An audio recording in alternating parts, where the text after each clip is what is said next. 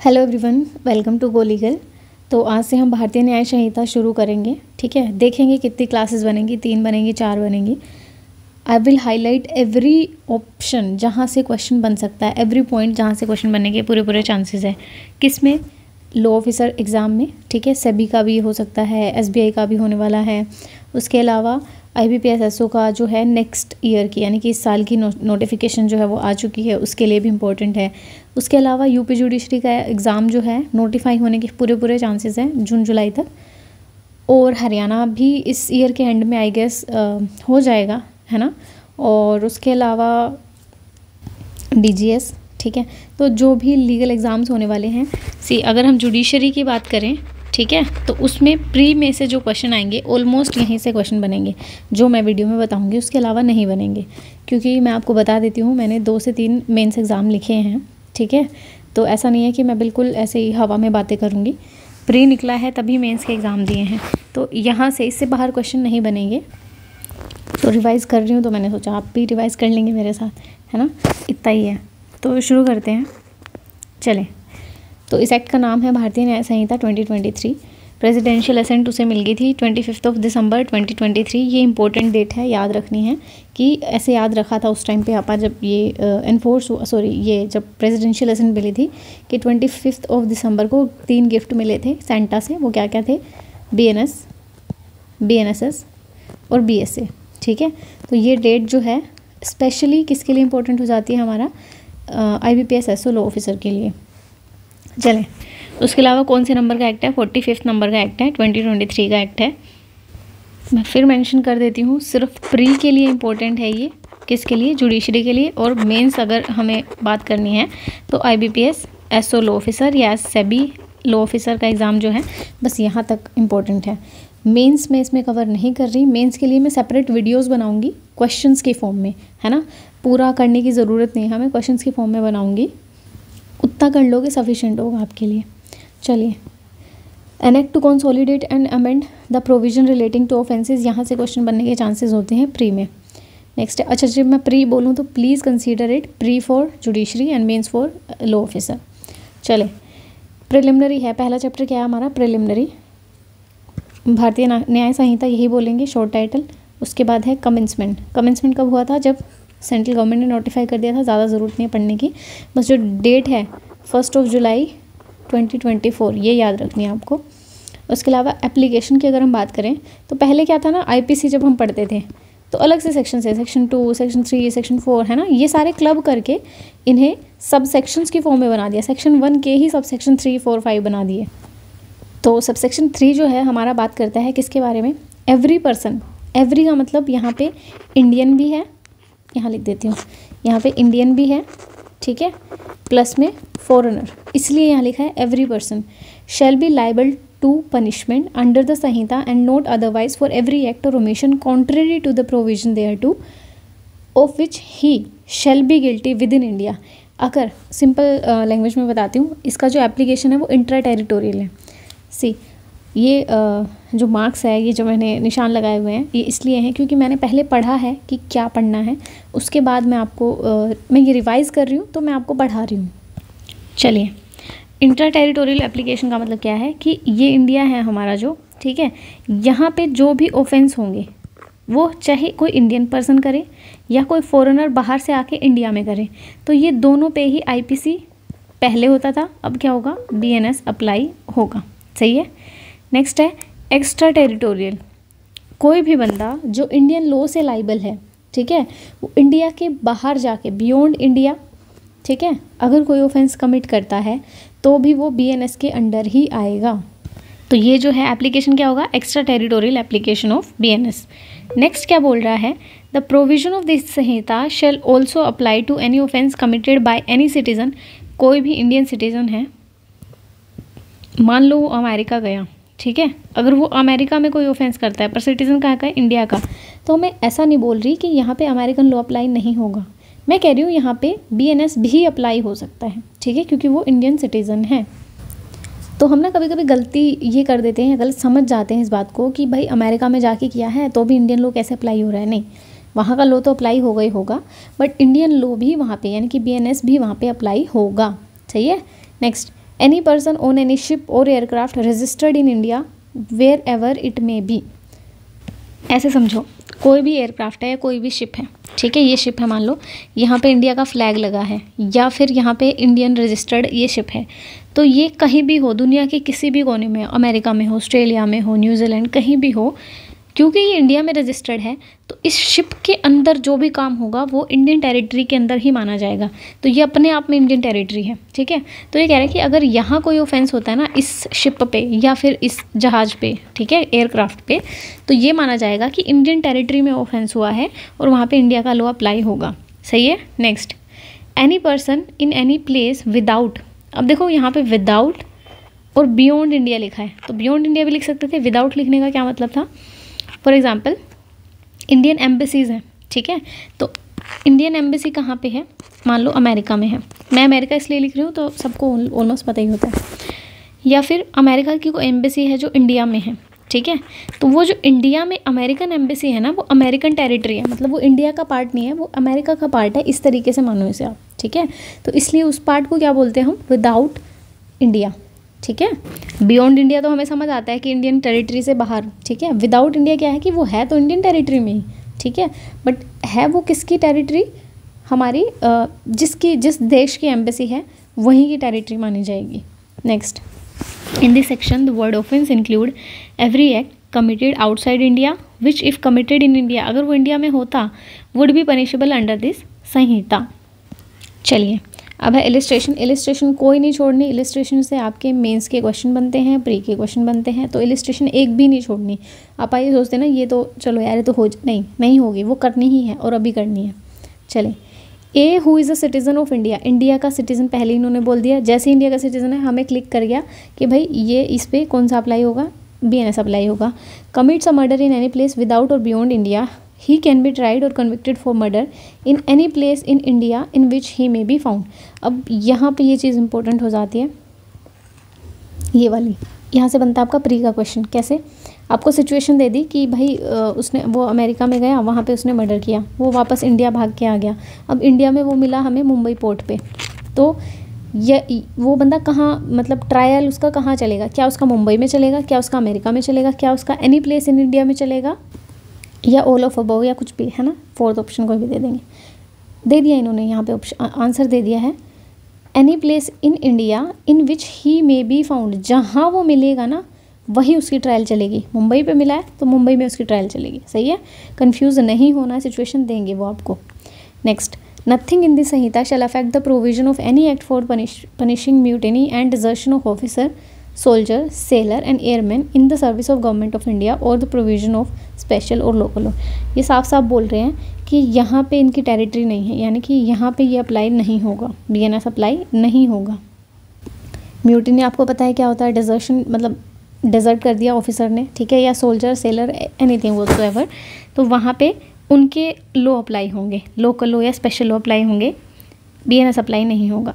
Next, पर हाँ जब हम ये पढ़ते थे ना BSA भारतीय साक्ष्य अधिनियम, उसमें ये क्या था, air force, naval act, naval discipline act, ये सारों पे एविडेंस अप्लाई नहीं होगा, तो अब से ये चीज़ तो ख़त्म हो गई है। चलिए अब आते हैं हम डेफिनेशंस के पार्ट पे। डेफिनेशंस में क्या है, फर्स्ट सी, पहले क्या था, इंटरप्रिटेशन क्लोज था, है ना, नहीं सॉरी BSA पे आ गई मैं, हाँ पहले क्या था हमारा, जनरल एक्सप्लेनेशंस, ठीक है, तो अलग अलग सेक्शंस थे, सेक्शन 1 2 3 4 ऐसे चल रहा था वो सिस्टम, यानी कि 6 से जो शुरू हुआ था। पर अब क्या है, सेक्शन 2 में ही सारी डेफिनेशंस जो हैं वो अल्फ़ाबेटिकल ऑर्डर में डाल दी। सही है, तो वैसे ही हमें याद करनी है।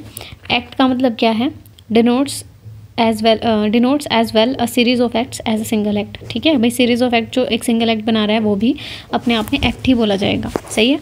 नेक्स्ट है animal, animal other human being के अलावा कोई भी लिविंग क्रिएचर हो विल बी एनिमल ओनली, ठीक है। नेक्स्ट है चाइल्ड, पहले क्या था, माइनर वर्ड यूज़ हो रहा था, अब चाइल्ड वर्ड यूज़ हो रहा है, विच इज़ 18 से कम का बच्चा। सही है। नेक्स्ट है हमारा काउंटरफिट कोइन, काउंटरफिट का मतलब क्या होता है, नकल बनाना, ठीक है, किसी की रिजेंबलेंस में, one thing to resemble another thing. अच्छा जहाँ जहाँ मैंने ना सर्कल खुद से कर रखे हैं पहले से ही, उन चीज़ों को आप नोटिस करें, क्योंकि वहाँ पे पॉइंट्स हैं, मतलब कैप्चर करने वाले पॉइंट्स हैं कि कहाँ गड़बड़ हो रही है, यहाँ गलती होने के चांसेस है। तो इसलिए मैंने वो या तो हाईलाइट कर रखे हैं, ठीक है, या उनको स्पेशली कुछ ना कुछ उन पर किया होगा कि तुम्हारा ध्यान उस पर ज़रूर जाए एक बारी। Who causes one thing to resemble another thing, intending by the means of that resemblance to practice deception। यानी कि डिसेप्शन ये नहीं है कि भाई कोई दो चीज़ रिजेंबल कर रही है तो वो काउंटरफिट हो जाएगा, नहीं, उसका मेन पर्पस इंटेंशन क्या होना चाहिए, यानी कि मेंस रिया क्या होना चाहिए, डिसेप्शन, और knowledge it to be likely the deception will thereby be practised. सही है। It is not essential to counterfeit that the imitation should be exact. ये ज़रूरी नहीं है कि बिल्कुल 1 यहाँ लिखा है तो 1 यहाँ भी होगा, मतलब मेन पर्पस उसका क्या है कि इस तरीके से उन्हें सेम बनाना कि वो दोनों इंटरचेंजेबली यूज़ हो जाए वैसा।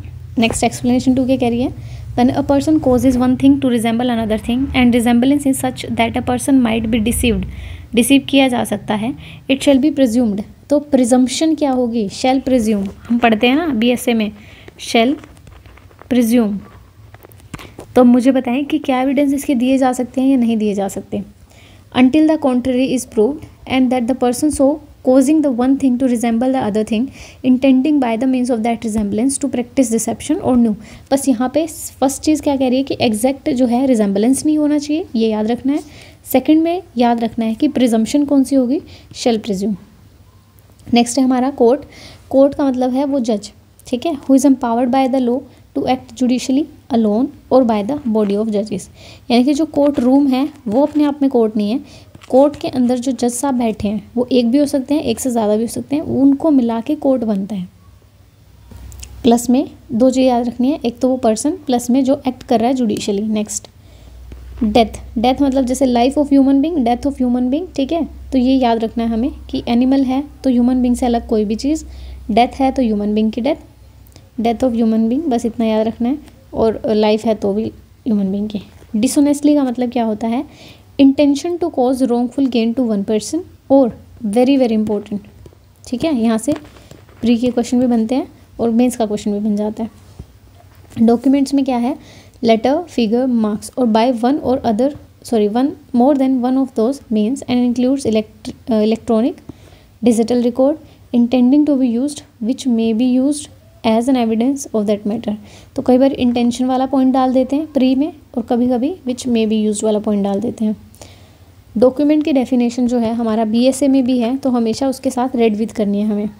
नेक्स्ट है, it is immaterial by what means और अपॉन व्हाट सब्सटेंस। यानी कि यहाँ पे मीन्स और सब्सटेंस का कोई मतलब नहीं है, ये ज़रूरी नहीं है कि कोई पेपर पे कोई चीज़ लिखी है वही डॉक्यूमेंट होगा, नहीं, ये है ब्रिटेन में, ठीक है, जो कॉमन लॉ है उसमें ये कि इस पे जो लिखी है पेपर पे लिखा होगा उसे डॉक्यूमेंट मानेंगे। इंडिया में क्या है, पेपर पे लिख दिया, ठीक है, कोई पत्थर पड़ा है उस पे लिख दिया, या कोई दीवार पे, ठीक है, तनु वेट्स मनु लिख दिया, तो वो सारा वो सब जो है डॉक्यूमेंट का पार्ट हो जाएगा। चलें, अगेन इलस्ट्रेशन पढ़नी ज़रूरी है, तो इसमें ऐसा कुछ है नहीं जो समझाया जाए, तो मैं एक बार बस रीड कर देती हूँ आपके लिए।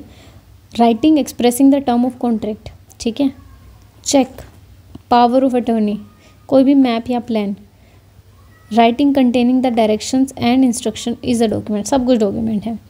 What ever is expressed by the means of letter, figure, marks as explain by the mercantile or other usage shall be deemed to be express. यहाँ पे क्या है, deemed to be expressed by such letter, figure or marks within the meaning of this section although the same may not actually be expressed.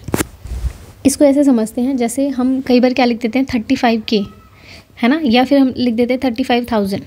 तो ये 35,000 तो चलो मुझे समझ आ गया, कुछ लोग ऐसे होते हैं जिसको के का मतलब नहीं पता, ठीक है, तो इसका मतलब ये नहीं है कि वो गलत हो जाएगी चीज़, वो यही माना जाएगा कि वो डीम्ड एक्सप्रेशन है, वही लिखा हुआ है। चलें अब देखते हैं, A writes his name on the back of a bill of exchange payable to his holder order, ठीक है। The meaning of the endorsement, endorsement का मतलब क्या होता है कि मैं कोई भी, जैसे मान लो बिल ऑफ एक्सचेंज है, ठीक है, ये बिल ऑफ एक्सचेंज है, या कोई चेक है, ऐसे समझो इसे, कोई चेक है, ठीक है, ये चेक है, इसके बैक साइड पे हम यहाँ पे साइन लिख देंगे और साइन कर देंगे और नाम लिख देंगे कि किसको ये एंडोर्स्ड हुआ है, एंडोर्स टू जिसको भी एंडोर्स हुआ है। एंडोर्समेंट का यहाँ मतलब हो जाएगा कि ये अब उसको देना आपको, ठीक है, ये जो अमाउंट है या जो भी है वो सामने वाले पर्सन जिसका यहाँ नाम लिखा है ना उसे देना है, ये है endorsement. As explain by the mercantile usage is that the bill is to be paid to holder, तो उसे देना है। The endorsement is a document, endorsement जो है अपने आप में ही डॉक्यूमेंट है, and shall be constituted in the same manner as if the word pay to holder or words to that effect had been written over the signature. Simple. चले next है हमारा fraudulently. Fraudulently means doing anything with the intention to defraud, यानी कि intention defrauded करने की होनी चाहिए, बस इतना याद रखना आपको। जेंडर में ट्रांसजेंडर अब ऐड कर दिया गया है, ये नई चीज़ है, ठीक है। पहले क्या था, बस मेल और फीमेल था, अब ट्रांसजेंडर भी ऐड कर दिया है। ट्रांसजेंडर का मीनिंग वही होगा जो 2K में दे रखा है, transgender person protection of right 2019 act, सही है। नेक्स्ट है गुड फेथ। गुड फेथ में बस ये याद रखना है कि अगर कोई भी काम हम ड्यू केयर और कॉशन के साथ करते हैं या ड्यू केयर और अटेंशन के साथ करते हैं तो उसे गुड फेथ माना जाएगा। ऐसा नहीं है कि मैं किसी का अच्छा सोच रहा हूँ, वो नहीं है, है ना। इसका मैं एक एग्जांपल आपको दे देती हूँ। फॉर एग्जांपल ये घर है, आपने ख़रीदना है, ठीक है। तो आपको ए ने कहा कि ये घर मेरा है, ये रे प्रॉपर्टी के पेपर्स, आप मुझसे ख़रीद लो, ठीक है। तो आपने कोई ड्यू केयर अटेंशन कुछ शो नहीं किया, आपने कहा चलो ठीक है आप कह रहे हो तो मान लेते हैं, और आपने ये ले लिया, जबकि ये घर जो था वो बिलोंग कर रहा था किसको, बी को। तो कोर्ट पहले चेक करेगी कि क्या आपने ड्यू केयर और अटेंशन शो करी है, क्या आपने रजिस्ट्रार ऑफिस में जाके देखा है कि प्रॉपर्टी किसके नाम है। अगर ऐसा नहीं किया आपने तो गलती आपकी है, सामने वाले की नहीं है, ठीक है। अगर ड्यू केयर और अटेंशन पे करने के बावजूद भी आपको नहीं पता चलता तो केस आगे बढ़ेगा। गवर्नमेंट का वही मीन सेंट्रल और स्टेट गवर्नमेंट, ठीक है। हार्बर का मतलब क्या होता है, किसी को सहारा देना। अच्छा जी, दो चीज़ें होती हैं, एक होती है अबेटमेंट, ठीक है, एक हो रहा है हार्बर। अबेटमेंट कब होगा, जब ऑफेंस से पहले हम किसी की हेल्प कर रहे हैं, ठीक है, या उसे एड मतलब उसकी हेल्प करना, एडिंग या कॉन्स्पायर, ठीक है, या अबेट, इंस्टिगेट। ये सारी चीज़ें कब हो रही है, ऑफेंस होने से पहले। और ऑफेंस होने के बाद अगर हम किसी की हेल्प कर रहे हैं, किसी को सहारा दे रहे हैं, किसी को कह रहे हैं कोई बात नहीं तू मेरे घर में छुप जा मैं देख लूँगा, वो सारा क्या होगा, उसे बोलते हैं हम हार्बर। इंपॉर्टेंट है, इससे रिलेटेड आगे सेक्शंस आएंगे, वो भी हम डील करेंगे।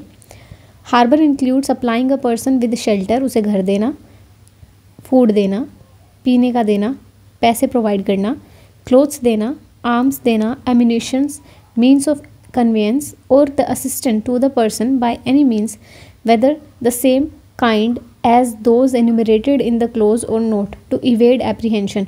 ये जो चीज़ है ये इंपॉर्टेंट है, evade apprehension, apprehension से बचने के लिए, उसे पकड़वाने से बचाने के लिए, सही है।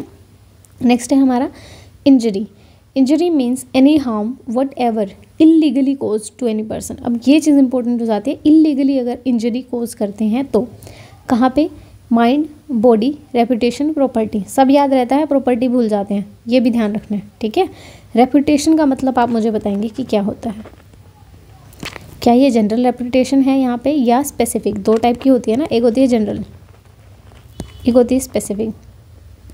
तो क्या यहाँ पे जनरल की बात हो रही है, स्पेसिफिक की बात हो रही है, you will tell me in the comment section. Next है 15 illegal and legally bound to do. Illegal हमें समझ आ रहा है, प्रोहिबिटेड बाय लॉ, ये याद रहता है, ठीक है।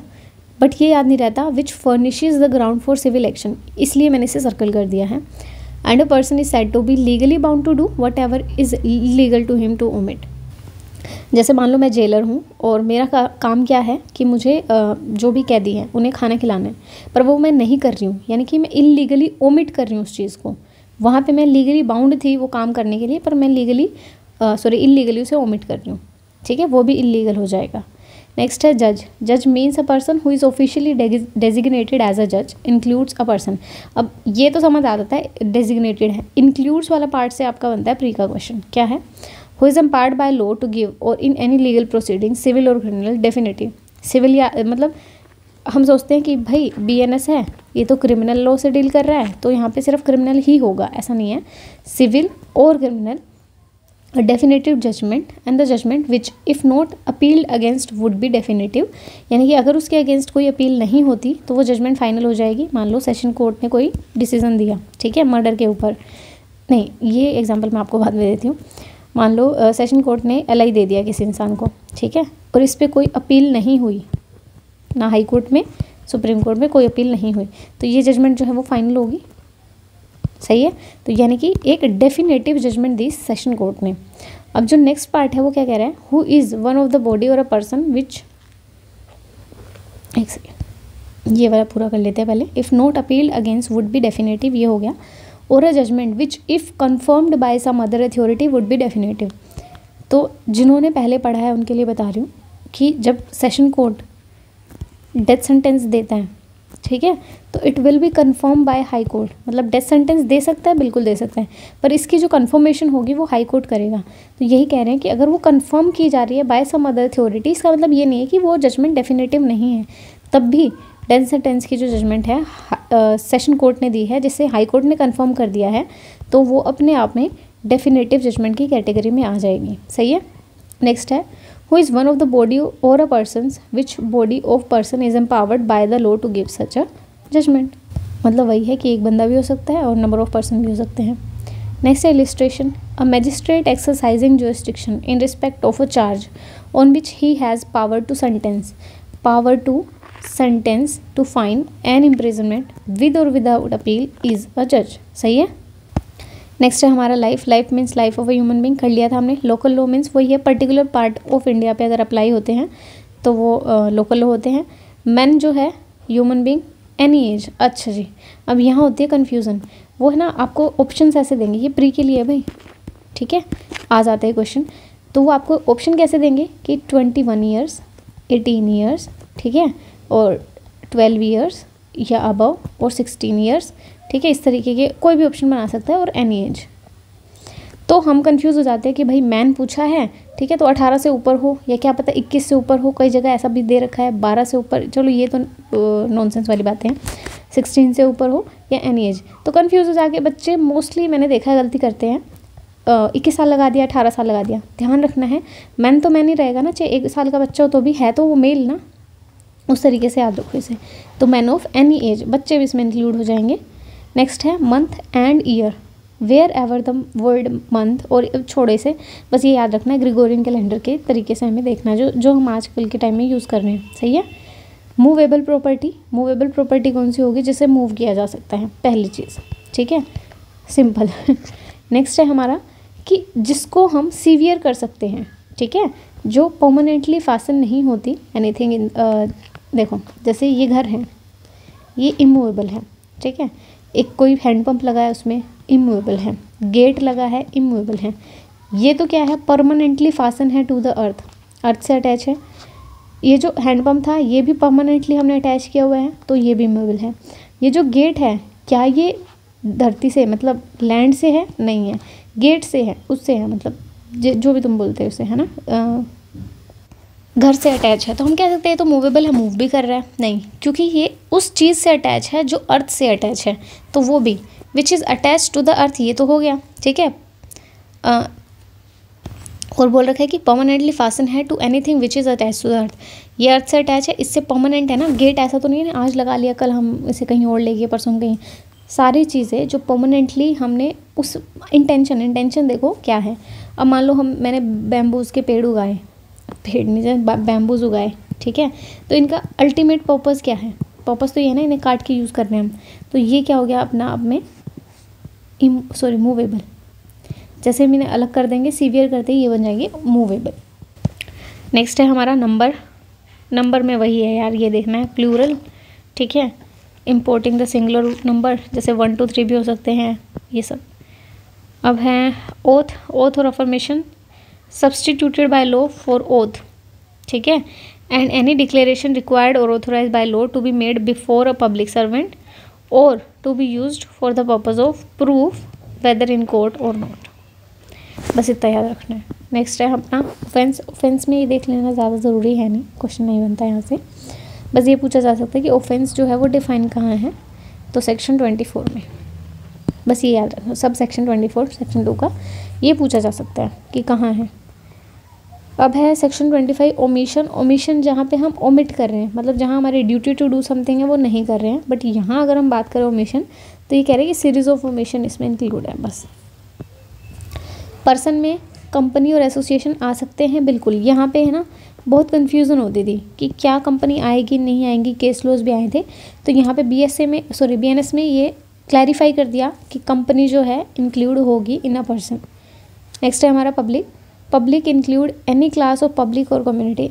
मैंने दोबारा बोलती हूँ, जहाँ मैंने निशान लगा रखे हैं, जहाँ मैंने पॉइंटर्स बना रखे हैं, एज इट इज़ क्वेश्चन आएंगे आपके प्री में। नेक्स्ट है public servant means a person falling under any of the description. ये वेरी वेरी इंपॉर्टेंट है, कुछ भी पूछ सकते हैं आपके, क्या कमीशन्ड ऑफिसर है नेवी ऑफिसर या इसके, क्या ये पब्लिक सर्वेंट है या नहीं, क्या कोई जज है वो पब्लिक सर्वेंट है या नहीं। तो ये आपको एक बार रीडिंग करनी है। एक तो ये लिक्विडेटर वाला पॉइंट देख लेना, यहाँ से क्वेश्चन पूछा जाता है, और उसके अलावा ये पंचायत वाला सिस्टम है, ये पूछा जा सकता है। आर्बिट्रेटर का इसलिए पूछा जाता है कि कन्फ्यूज़न होती है कि क्या वो जज है या नहीं, है ना, या पब्लिक सर्वेंट है या नहीं, क्या उस पर एविडेंस के रूल्स अप्लाई होंगे या नहीं, ये सारी चीज़ें आती है, इसलिए आर्बिट्रेटर वाला इंपॉर्टेंट हो जाता है।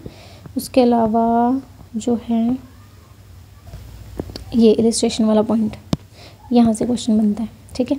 नज़र मार लेना, क्वेश्चन जनरली नहीं बनते, बट जो मैं बता रही हूँ कि यहाँ से बन सकता है, तो यही देख लेना।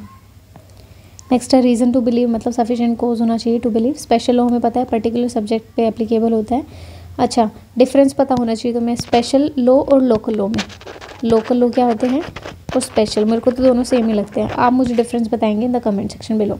वैल्यूएबल सिक्योरिटी बहुत इंपॉर्टेंट है, पूछा जाता है एग्जाम में, तो विद सेक्शन तुम्हें याद रखना है कि 231 में वैल्यूएबल सिक्योरिटी है। क्या होता है, एक ऐसा डॉक्यूमेंट जो कोई भी राइट क्रिएट भी कर सकता है, एक्सटेंड कर सकता है, ट्रांसफ़र कर सकता है, रेस्ट्रिक्ट कर सकता है, एक्सटिंग्विश कर सकता है, रिलीज़ कर सकता है, ठीक है। वो कोई भी सिक्योर, मतलब कोई भी डॉक्यूमेंट, वो वैल्यूएबल सिक्योरिटी होगी आपकी। जैसे एक एग्जांपल इन्होंने दे दिया, A writes his name on the back of a bill of exchange as the effect of this endorsement.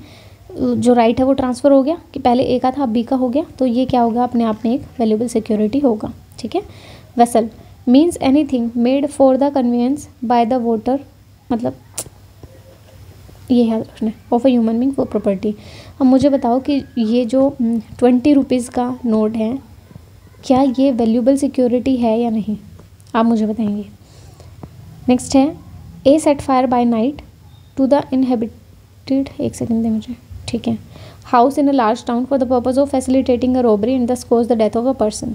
Here A may not have intended to cause the death, may even be sorry that the death has been caused by his act. Yet if he knew that he was likely to cause death, he has caused death voluntarily. तो ये है हमारा अच्छा, voluntarily मैंने explain नहीं किया, I am sorry. Voluntarily का मतलब होता है भाई जानबूझ के, विद द इंटेंशन या विद द नॉलेज। इंटेंशन तो हमें याद रहेगी, इंटेंशन कि मेरी इंटेंशन थी, क्या नॉलेज भी आएगी, बिल्कुल, ठीक है। पढ़ते हैं, a person is has to cause an effect voluntarily, कब माना जाएगा, when he cause it by means whereby he intended. एक तो रीज़न मतलब इंटेंशन तो थी ही, ये तो हमें समझ आ जाता है। By the means which at the time of employing those means he knew, मतलब उसे पता था, or had reason to believe that it is likely to cause, वो होगा हमारा वॉलंटरीली। इंटेंशन याद रहती है, प्लीज़ नॉलेज को ध्यान रखना। नेक्स्ट, विल क्या होती है भाई, कोई भी टेस्टामेंट्री डॉक्यूमेंट वो होती है, विल होती है, सही है। Next, women means a female, women का मतलब फीमेल, मैन का मतलब मेल, इतना याद रखना है, of any age. Wrongful gain और रॉन्गफुल लॉस का मतलब क्या है, means gain by unlawful means of a property to which the person gaining is not legally entitled. कोई फ़ोन रखा है किसी का, ठीक है, मैं लीगली एंटाइटल नहीं हूँ उसे उठाने के, पर मैं उठा लेती हूँ, तो लीगली मतलब क्या हुआ, मेरा रॉन्गफुल गेन हुआ, मैंने लिया है ना वो, लेकिन जिस बंदे ने वो खो दिया है, मतलब जिसका वो था, उससे उसके पास से वो चला गया, he was legally entitled to hold the phone या कीप द फोन या पोजेस द फोन, ठीक है, पर उसके पास नहीं है क्योंकि वो मैंने चुरा लिया। जैसे ही मैंने चुराया तो मुझे क्या हो गया, रॉन्गफुल गेन, और सामने वाले बंदे को क्या हो गया, रॉन्गफुल लॉस। इतना याद रखें, gaining wrongfully, losing wrongfully, retain कर लेते हैं, गेनिंग रॉन्गफुली, ठीक है, किसी सामने वाले पर्सन को डिप्राइव कर दिया, लूजिंग रॉन्गफुली। अब ये कह रहे हैं कि अगर कोई भी वर्ड डिफाइन नहीं किया है तो हमें कहाँ ढूंढना है उसे, पहले सिर्फ क्या था, सीआरपीसी में देखो, है ना, अब क्या है, आईटी एक्ट में देखो, और भारतीय नागरिक सुरक्षा संहिता इसमें देखो। तो आज इस वीडियो में इतना ही कर लेते हैं, ठीक है, और जो बाकी का है वो नेक्स्ट वीडियो में कवर करेंगे। थोड़ा मैं और स्पीड बढ़ाऊंगी क्योंकि ये रिवीजन है, प्लीज़ ध्यान रखें, मैं नया नहीं पढ़ा रही, ठीक है, मैं नए चीज़ें इनकॉर्पोरेट नहीं कर रही, सिर्फ रिवाइज़ कर रही हूँ जहाँ से क्वेश्चन बनने के पूरे चांसेस हैं। अगर आपको लगता है कि मैं ऐसी वीडियोस बनाऊं जिसमें मैं अच्छे से एक्सप्लेन भी करूं चीज़ों को, एक एक छोटी छोटी चीज़ों को, तो वो हम अलग से बना देंगे, ठीक है। एक रिवीजन का तो रहना ही चाहिए ताकि फटाफट से रिवीजन हो जाए चुटकी बजा के और अपना काम खत्म। तो बस ये थोड़ा टाइम कंज्यूमिंग था, बाकी हम धीरे धीरे पॉइंटर्स पे जाएंगे और पॉइंटर्स पढ़ेंगे। आपका प्री क्लियर होने से कोई नहीं रोकेगा, ठीक है, मेरी गारंटी है, बिकॉज मैंने खुद ये ट्रिक्स यूज़ करी हैं, that's why I am telling you guys. तो चलो बाय, मिलते हैं नेक्स्ट क्लास में। स्टे ट्यून, शेयर वेयर कर दो, है ना, सब्सक्राइब कर लो, जो करना कर लो। खुश रहो।